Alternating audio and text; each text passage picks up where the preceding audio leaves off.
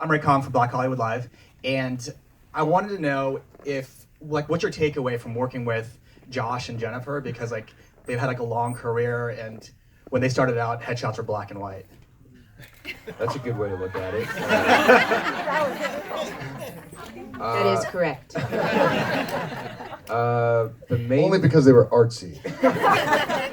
was that Metallica jacket. Yeah. My main takeaway was that these guys are professionals and that they show up every day. That's about it. No, I'm just kidding. It was like, it really was like the perfect casting, I think, because it was the coolest parents you know, and that's these two. And it was like they really understood what Simon was going through, and it showed too, like, even when you have the best possible upbringing, best possible scenario, like this journey that Simon goes on of coming out is still difficult. It's still hard, even when you have the best case scenario. So I thought that it was great. Thank you.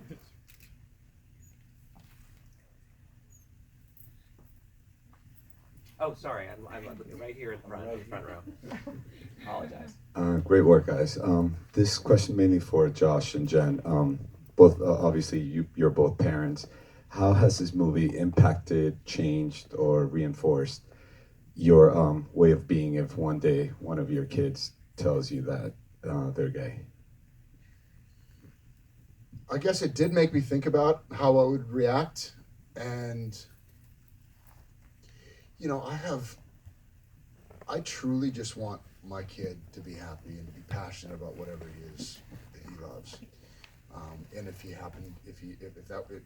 came out as he was gay, so be it. You know, if that makes him happy, I truly believe that that's what it would be. And maybe it's because I waited a while before I became a parent. I'm not as, I've seen a lot. I know what, I have a lot of gay friends, and so I really don't care. I just want everybody to be their highest self, and if that's what it is, that's what it is. It really doesn't bother me.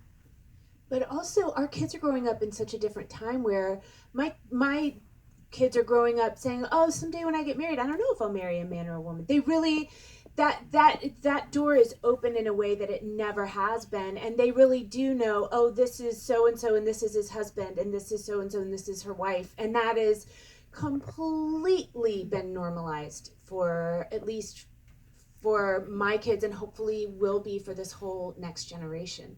So I think it would be a conversation that, that somebody would be a part of, hopefully me, but somebody in their lives would be a part of from a much earlier stage, so that it wouldn't be as involved with like the teen angst at the same time. But I certainly, my kids would know that I'd be super gung-ho. Awesome, let's do it. Right back here. I have it. Sorry. Yeah, right here with the microphone in your hand. I know. I'm assuming you're going to ask a question. I am. I am with Red Carpet Report. But my question is, well, first of all, I loved it, and it rang so much like a John Hughes, like a modern Pretty in Pink to me, which... Yay, Greg. Yes. And growing up, like, as like an artsy girl, that movie like spoke to so many girls and guys that I know. Do you kind of hope this has the same effect to today's youth? Heck yeah.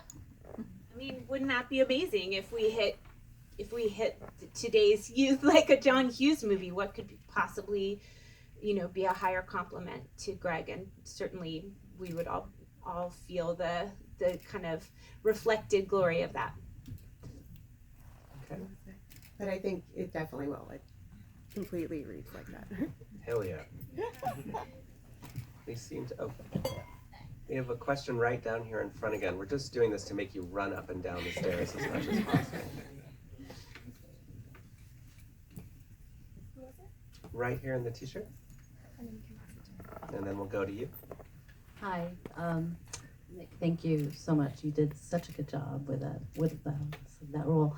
I was just wondering if you had read the book and how much of Simon you feel is a part of you. I have read the book. I read the script first, though. I was first introduced to the story through Greg, who had this script that he was kind of championing, and it was afterwards that I met Becky and I read the book. And I think that everyone, myself included, can relate to Simon and his sort of journey and just like trying to find yourself and come to terms with yourself in a way that feels comfortable to not just you but all the people around you as well. And I feel that Simon, his journey for a lot of it is it's about him sort of tamping himself down, which I think people can relate to. Is like, you know, what kind of person are you when you're constantly trying to please other people and like tamp down your own personality? And I think that that's kind of something that, you know, the film deals with really beautifully, and it's something that I can totally relate to with Simon as well. Just being in that position of trying to keep all these balls in the air and, you know, just, you know, get through it. So yeah, I think, does that answer your question? I think it does. And then we have a question next